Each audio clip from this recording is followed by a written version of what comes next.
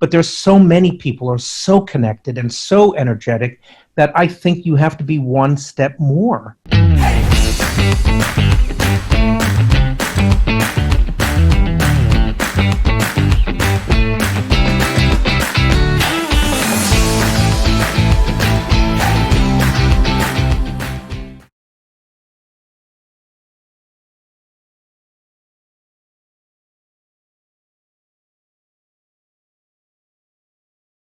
It's so good to have you on 20-Minute Leaders. Thank you so much for giving your precious, precious time. That's a pleasure to be here. Wonderful. Okay, so if I start going over all the things that you've done, I won't be able to let you speak for those 20 minutes. So I'll just give a very brief overview, and we'll fill in the rest of the details over the next 20 minutes. Founded a startup, sold it to Bank of America, senior vice president of Bank of America, and then went on to be director of various companies, moved on to venture capital, partner at Lightspeed Ventures, one of the most popular ventures here in the Bay Area. Now founded MizMaa Ventures, investing in early stage startups in Israel, and also the involvement with J Ventures. And we just mentioned the love for Oded and the capitalistic kibbutz, and bringing together both Israelis and Jewish people from around the world into this mission. Did I get a good overview? I have nothing to add. It was great talking to you. Thank you for your time. And I just saved you 14 minutes. But I did forget one thing that I promised we'd talk about, which is the fact that you're one of the largest kosher wine collectors in the world. A real passion of mine, something that I've been doing for many, many years. We did our first winery in 1989 when we were living in Sacramento, and maybe there were 10 kosher wines you can choose from. And my partner at that time, Art Huntley, came up with the saying, "Would you boil your orange juice?" So we went out to make really great wines and eventually sold it to Herzog, the largest producer of kosher wine in the world, and have been doing wine projects both here and in Israel really for the last 25 years, focused around drinking and focused around wine tastings and, positioning the industry to be in a position way better than it was 10 or 15 years ago. You're one of the most world-renowned, entrepreneurs, investors, and tech executives. What's the deal with wine? Why wine? One of the things that really drives me is and we could talk about this a little later, is being a connector. How do you get people together? And I think that wine, because it holds the two components of being Kedusha, it's both holy, so the Friday night table, which is where every Friday night we have 20 people for Shabbat dinner, Wow. Young people, older people, yeshiva students, Stanford students, we have all the time. And wine is that connector. It's the middleman. And you can take, a non-Jewish, president of Daimler to Israel and do a wine dinner in his honor, which we've done, of course. And he walks away saying Israel is great, but the wine in Israel is even greater. And so I find wine is really a common, for the most part, it's a real common bond between people of the whole world, young, old, middle-aged, and globally. And so I have a good palate. I mean, there aren't a lot of things I have good, but a good palate I have. And so I started collecting and making and producing and drinking, and it all fits together. Wow, incredible. So how many bottles of wine would you say you've produced over the years? Well, the better question is how many do I have in my cellar? Because what I produced is gone. In my cellar here in Oakland, I have about 3,500 bottles, and then in Jerusalem I have about 1,000 or more, and they're from every known place on the planet. I mean, we have Spanish wines, Italian, all kosher, Spanish, Italian, obviously Israeli, California, French. So it's quite, you have to come. It's quite diverse. I am immediately taking you up on this offer. The minute I heard 3,500 bottles of wine in Oakland and 1,000 back in Jerusalem. Yeah. Just unbelievable. How many of them are unique? How many of them are different? Well, it's a really interesting question. We make one barrel of something called Harlan. Harlan is 100 Point Parker. It's the best non-kosher wine pretty much in Napa. And I have a partner and I make a barrel every year. So I get 12 and a half cases. So from 2004 to now, that's definitely the most rare. But I have some very old wines. I have a beautiful cellar. So I have quite a few rare bottles because I have some of the great Herzogs from 1996 and 98 and 99 that are still good. So, and I have the old Yarden's from 1984 wow. and 2000. So I have quite a few interesting bottles. Okay, I have a feeling I'm going to enjoy quite a bit coming for a Shabbat one night. Absolutely. Wonderful. Talk to me a little bit about this, about your role at SVP at Bank of America. You know, one of the largest organizations. You know, very a critical infrastructure, very different from early stage startups which you're involved with now. So, you know, especially with the broad perspective that you can bring now, having invested in so many companies and seeing, you know, the whole world of tech from young to old. How do you see your role at SVP of Bank of America now? So that obviously I was an SVP at Bank of America a while ago, and I'd like to think that everything that has shaped my career, unlike your generation that gets to plan, almost everything that I've done has been accidental. And I say that because my dad was a rabbi. He was a rabbi in the same synagogue for 52 years. His Wow. father was a rabbi, actually died in a synagogue. I mean, he was 65 years in the same shul. And I had no plan, to tell you the truth. I meandered. I studied technology in the early days, but ended up co-founding a company that was pre-internet, but still had a lot of the components of internet. And we did banking software, application migration for banks. And Bank of America bought my company. So they were my exit. And as part of that exit, it was very early in the internet cycle, and they hadn't been doing a lot in investing in or kind of partnering with internet companies. So I spent 2+ years with them, simply helping them find early stage internet companies, both in the US, and I convinced them to go to Israel. So in 1999, 2000, I started my monthly trip to Israel since then, Incredible. including during the Intifada. And I learned a lot about what do corporations want and need from these early stage startups. And then when I got recruited to Lightspeed, it was kind of like I went to the dark side, which is, you know, where entrepreneurs go to retire, but it ends up you work 6 times harder than you ever worked in your life. And I was able to apply my knowledge from what I learned at the bank into Lightspeed, and then again into the future investing I've been doing. So what I mean, having gone through so many investments and spending so many years in so many different venture capital firms, do you have sort of an investor persona of how you approach this world and the types of things that you like to see and that you don't like to see? Yeah, it's the answer is the most common answer you'll ever get. It's about the people. But I would say for me, first of all, because most of what I do is in Israel, it's about the nexus of California and Israel. Very, very important that the businesses that we look at. Now, that is all true up until MizMaa, which I started in 2016, because that's much more focused on the East. But up until then, the vast majority of my focus was really on building companies in California and Israel. So great entrepreneurs. For me, more than anything, work ethic, it's going to sound strange, but for me, work ethic is about as important as anything else that I look for. How quickly do I get my emails returned? How quickly Really? phone calls? You know, if we talk about you'd like to meet someone in company X and 2 weeks later you send me that information, I'm not interested in investing in you. So that's one of my first tells or first signs is work ethic, energy. I want to focus on this because this is fascinating and I don't get to talk about this often. Talk to me a little bit about this, you know, the efficiency and responsiveness that you're looking for, because it also seems almost this is kind of a new age idea that we need to be very responsive. We need to be you know, be very communicative and sort of all the time with our phone. So talk to me about this approach of yours. So even back to I started in the 80s, remember, but even in the 80s and the 90s, if I got a phone call, I returned that phone call. If I had a list of to-dos to do for the day, I didn't go to bed until I finished that list of to-dos. And so for me, it's been kind of my DNA from the beginning. But I think what the problem with today is that there's always someone better than you. There's always someone working harder. There's always someone more engaged. And at the end of the day, the person who's going to win that race, clearly it's about intellect and working efficiently. Obviously, that's true.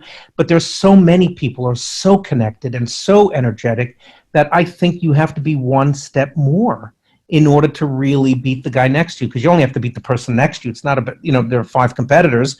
You want to be the one or the one of the 2 that wins. It's like the joke that I think my father always told me, that if you're in a forest and you're with your friend and a bear is chasing you, you don't have to outrun the bear. You have to outrun your friend. Yeah, and you know what? That's a great story, and that's how I would say one of the key aspects of people. When I look for people, that's what I'm looking for.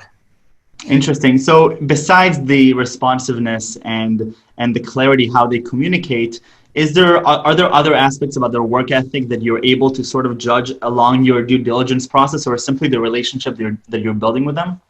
No, obviously, I especially in Israel because I've been there since 2000. I rely on a very heavy network of people. Now, your generation is different than mine. So if I were to ask, if I were to ask about what unit you were in and what you did there, the truth is you can most probably trick me all day long because I'm just not, even I'm there every month. And so at MizMaa, my new fund, which we've been doing for almost 4 years, we have an ex-Air Force pilot, F-16I pilot named Yoav, who will look at you and in 30 seconds know, right? Wow. And then we have, my oldest son who did his degree at Princeton in cybersecurity, and my middle son Ariel, who just popped in. He looked at 1,000 companies last year.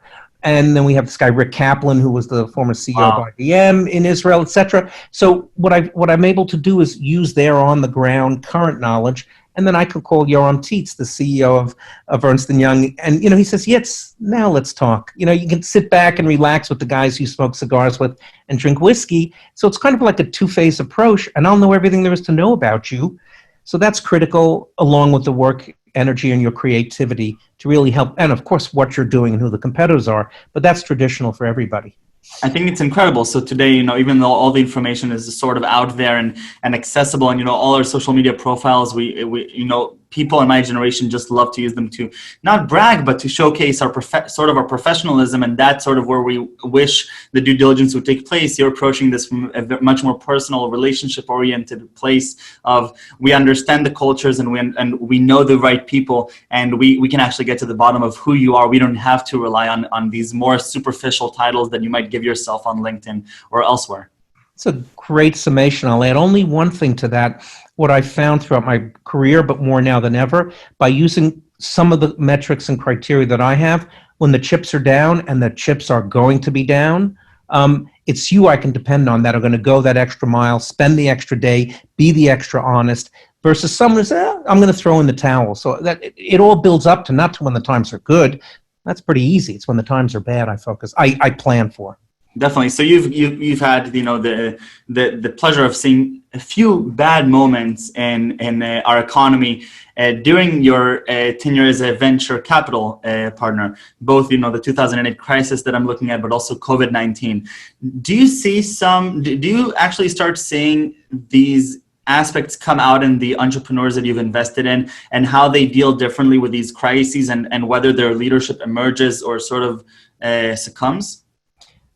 Oh, it's like after the first hour meeting, not when we start with them, but in these times, the differences across some of the CEOs, both in our portfolio, plus I've been investing for a long time, so I have other investments across different businesses. It's stunning, the differences. The people that after our first meeting have already come up with solutions. We've created this concept. It's really a cool concept called a growth committee, even though it may be a bit of a misnomer, in which we take two of our partners and then another VC who's in our deal and the CEO, and we meet every week, every 10 days to talk about how can we help the company in this time. And some CEOs have changed their businesses, have changed the direction, have leaned into it, and then they say, now help us. Some of them, and it's not just our companies, of course, say, can you help us? What should we do? How can we do it? When do we do it? Okay, we're of course going to help, but the difference in that conversation is huge. And so we're seeing a lot of difference, both in the CEOs and how they react to this crisis. Incredible. Okay, I'm going to be a little bit selfish now, and I'm going to ask for some personal advice, because it's pretty rare that I have the opportunity to chat for 20 minutes with somebody like you. So I'm starting my journey, like a lot of my friends, both in 8200 and at Stanford. We're starting our journeys. We're trying to become experts in these different fields, whether they're in cybersecurity or AI or diplomacy or whatever. And now we're going to go out to the real world, and we're going to have to figure out ways to make a true impact. And my life goal, as I'm starting to narrow it down, is to really move the needle, to create stuff that has a positive social impact, connect the Jewish world and Israelis properly. I know that's something that you're also very passionate about. And over your years of experiences and seeing thousands upon thousands of companies' successes and failures, what are some, pro tips that I can take with me, more personally, so that I can, keep on this grit and resilience? Well, the first thing I would do is I'd join J Angels, because the very mission of what they're doing is in line with what you're saying. So that'd be number one. Number two, this is tangential to what you ask, but it'll come back. And it's something that if I ever stop doing Zoom calls and emails, I'm going to do. And I'm going to write a book on mentorship. To me, there's nothing more important than mentorship. It says in Pirkei Avos, "Aseh lecha rav," get yourself a rabbi. It doesn't mean a rabbi, get yourself. It really means get yourself a mentor. And not one, but three if you can. And from the walks of life that you think you want to participate in. Now, you can't just put up a dollar bill and get a mentor. It doesn't work that way, as you know, and read my book, and 10 years from now you'll get the hints. But it's a very, very important component of what I would suggest to any person starting, because you have a lot to learn. You know a lot, but you have a lot to learn. So I'd say that's number one. And number two, define your goals. Not, I'm going to go into cyber, I'm going to go into AI. That's good. But I would call it define your goals. I'm going into technology, into deep technology. Okay, so now I have a bucket. And I know that I want it to be in Israel, and I want to help humanity. Okay, well, maybe it's something in the digital health space, as an example. Or there are so many great companies springing up for the, how do you solve the problem in loneliness in the elderly? Yes. Define a problem that fits the criteria, or your criteria that fit the problem. And then who are the best people in that space? Who are the best companies? Who are the best mentors? Who are the best venture capitalists? And I met a guy who was a very, very senior guy, chairman and CEO of a huge company. And the year before, a public company, like top 5, 3, and the year before, or 18 months before he knew he was retiring, he spent that time figuring out what public boards he wanted to go on, but not which companies, which sectors. He figured that out, and then he said, what are the 3 best companies in each sector? So he had 15 companies, and then he went out to figure out, when he left, he got the boards he wanted. So that's a little bit later in your career, but be strategic about it without overthinking it, because young people overthink. Be strategic and then go after, and you can do it. You have LinkedIn, you have J Angels, you have your 8200. When I graduated from college, my dad was a rabbi. You know how many connections I had? You're looking at it right here. You talk to my kids, or to you have 100 connections that I never could have dreamed of. How do they fit into your goals? It's incredible because, so many people around my community, and I'm having these conversations now with former soldiers that I've commanded, and with fellow friends at Stanford who are a little bit younger than me, and they're looking for advice on where to go. And, there's this constant conflict between, this company that pays me maybe, a little bit more per month, or the company that I'm truly excited about that is perhaps going to even teach me more. And it almost seems like there's a growing social pressure to make the most amount of money in your internship, or to be in the, in the fund that has like the biggest name or something. But very sad. That makes me very sad, because you know what they say. A guy in my generation will have 10 jobs. A guy in your generation, or a guy or a gal, will have 10 careers. Think about that. Right. So that's absurd. I mean, if you're poor and you need to put food on the table, it makes a difference. Obviously, I'm not talking about that. But if it's 100 grand versus 80 or 70 or 60, and one you're going to love, I wouldn't even have that conversation. It's so simple to Right. me. Well, I mean, definitely, I think that one of the trends that I've been seeing, talking to really incredible people through this show, is that the really number one common ground that everybody has is the passion. And I'm talking to people who have a spark in their eyes. I'm seeing the spark in your eye, the way that you're talking about the things that you do in life. And that's the solution for me, to do things that I feel passionate about, that I have this intrinsic motivation, and making sure, of course, that there's food on the table. But at the end, both myself and a lot of my friends are lucky to have that. And we have the privilege of going and exploring the things that we're truly passionate about. Yes, I want to thank you so much for the time. I have one last question that I have to ask you. 3 words that you would use to describe yourself, or that your wife would use to describe you. No, the ones that my wife would not work. I don't do enough work around the house. So let's not use that. I would say I'm a connector.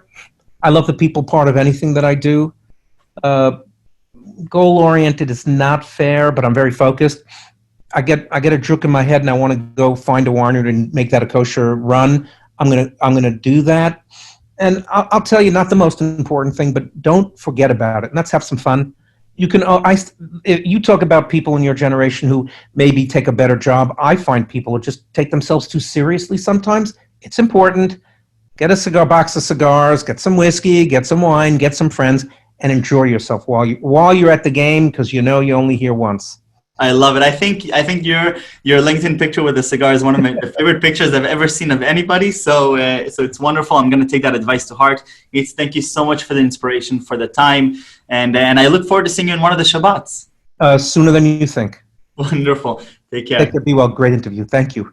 Bye bye.